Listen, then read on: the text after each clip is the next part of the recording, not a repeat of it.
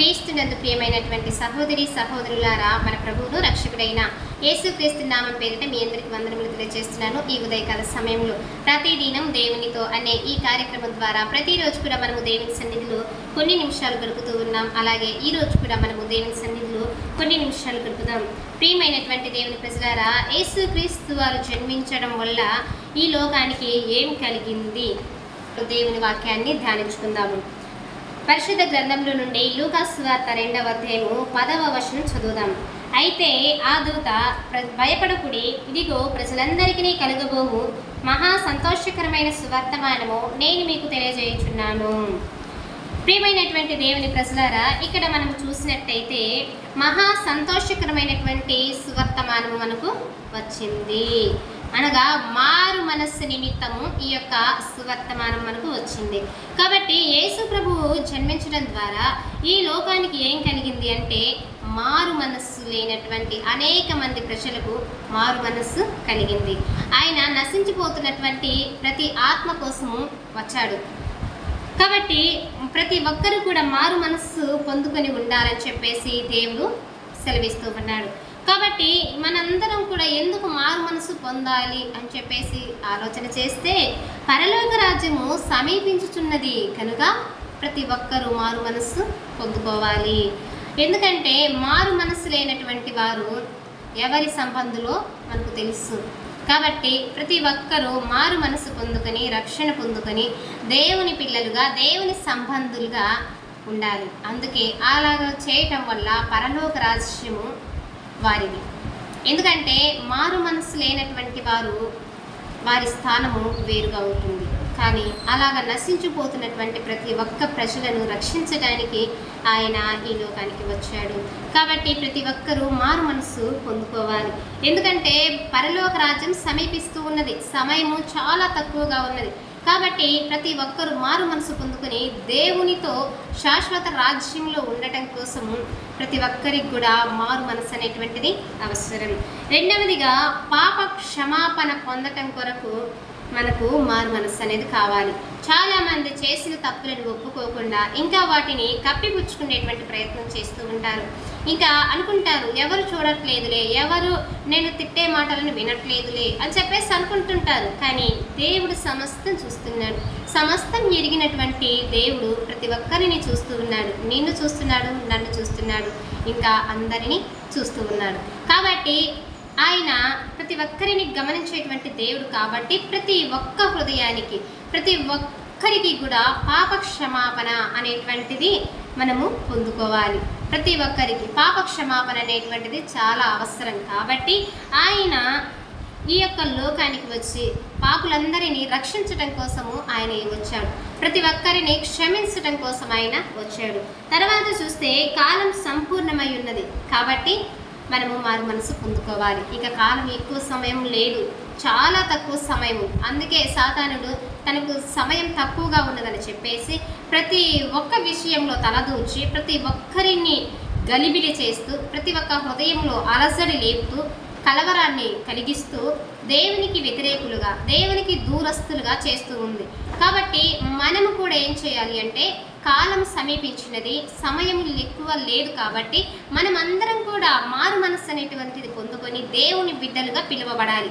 దేవుని బిడ్డలుగా మనము దేవుని పిల్లలుగా జీవించాలంటే మనము దేవునికి దగ్గరగా ఉండాలి, మారు మనసు పొందుకోవాలి. దేవా, నేను పాపిని, ఇప్పటి వరకు నేను ఈ లోకంతో స్నేహం చేశాను, కానీ ఇక ముందు నుంచి నీ బిడ్డను అని చెప్పేసి మారు మనసు పొందుకోవాలి.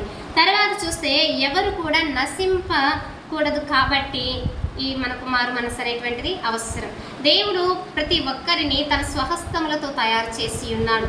కాబట్టి ఎవరు కూడా నశించిపోవడము ఆయనకు ఇష్టం లేదు. అందుకే ఆయనే ఈ లోకానికి వచ్చి మనల్ని తన ప్రియ బిడ్డలుగా చేసుకోవడం కోసము ఈ లోకానికి వచ్చి ఎన్నో శ్రమలను అనుభవించి, ఎన్నో భయంకరమైనటువంటి అవమానాలను, నిందలను భరించేసి తన ప్రాణాన్నే అర్పించాడు.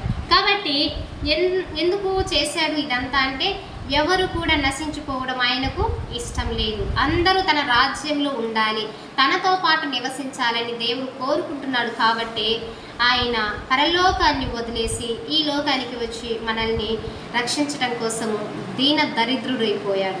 కాబట్టి ప్రియులారా, మనందరం కూడా గమనించేసి దేవుని యొద్దకు రావడానికి సిద్ధంగా ఉండాలి. తర్వాత చూస్తే మారు మనసు పొందితే కలిగేటువంటి ఇది ఏంటి అంటే, పరలోకమందు ప్రభు సంతోషిస్తాడు. ఈ లోకంలో ఒక్క పాపి మారు మనసు పొందితే పరలోకంలో ఎంతో సంతోషకరమైనటువంటి విధంగా జరుగుతుంది. పరలోకంలో ప్రభు సంతోషిస్తారు, దూతలందరూ కూడా సంతోషిస్తారు ఒక్క పాపి విషయమై. కాబట్టి పరలోకంలో సంతోషం కలుగుతుంది. దేవుడు మనల్ని బట్టి సంతోషిస్తాడు. ఎందుకంటే నా బిడ్డ మారు మనసు పొందుకొని నన్ను తెలుసుకొని నా యుద్ధకు వస్తుంది అని చెప్పేసి దేవుడు అనుకుంటూ ఎంతగానో సంతోషిస్తారు. ప్రభువును సంతోషపరిచే వారిగా మనందరం కూడా ఉండాలి. తర్వాత చూస్తే పరిశుద్ధాత్మ అనేటువంటి వరాన్ని మనము పొందుకుంటాము.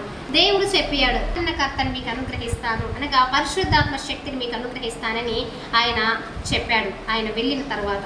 కాబట్టి ప్రతి ఒక్కరము పరిశుద్ధాత్మ అనేటువంటి వరాన్ని, పరిశుద్ధాత్మ అనేటువంటి శక్తిని పొందుకుంటాము. కాబట్టి మనందరం కూడా దేవుని యొక్క బిడ్డలుగా పిలువబడాలి అంటే పరిశుద్ధాత్మ అనేటువంటి శక్తి ప్రతి ఒక్కరికి అవసరం. కాబట్టి మనము దేవునిలో ఉండాలి, దేవునితో మనము సహవాసం చేయాలి. మనం ఎవరము తప్పిపోకూడదు, ఎవరు నశించిపోకూడదు అని చెప్పేసి ఆయన ఈ లోకంలో పరిశుద్ధాత్మ అనేటువంటి వరాన్ని మనకు అనుగ్రహించాడు. కాబట్టి ఈ వరాన్ని ఎవరైతే పొందుకుంటారో వారి హృదయంలో సంతోషం ఉంటుంది, వారి హృదయంలో పాపానికి చోటు ఉండదు. తర్వాతగా చూస్తే పాపాన్ని తుడిచివేయబడతాయి. మనము ఏ పాపములు అయితే చేసి ఉన్నామో, ఏ అపరాధములు అయితే చేసి ఉన్నామో ప్రతి ఒక్క పాపమును గురించి ఆయన మనల్ని కడుగుతాడు, మన ప్రతి పాపమును ఆయన తుడిచివేస్తాడు. కాబట్టి ప్రతి ఒక్క హృదయం కూడా సంతోషముతో యేసయ్యను తమ హృదయములో ఆహ్వానించుకోవాలి. తర్వాత చూస్తే పరలోక రాజ్య ప్రవేశం ఉంటుంది.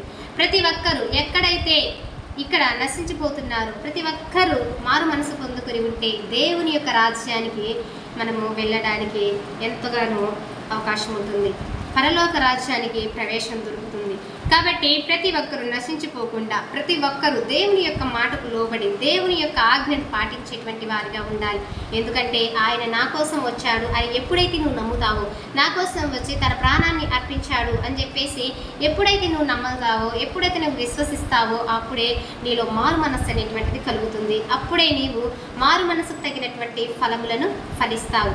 పరలోకమందు నీ ప్రవర్తనను బట్టి దేవుడు తన దూతలతో సంతోషిస్తాడు. మరి ఈ యొక్క ఉదయకాల సమయంలో దేవుని సంతోషపరచడానికి నీవు మరి సిద్ధంగా ఉన్నావా?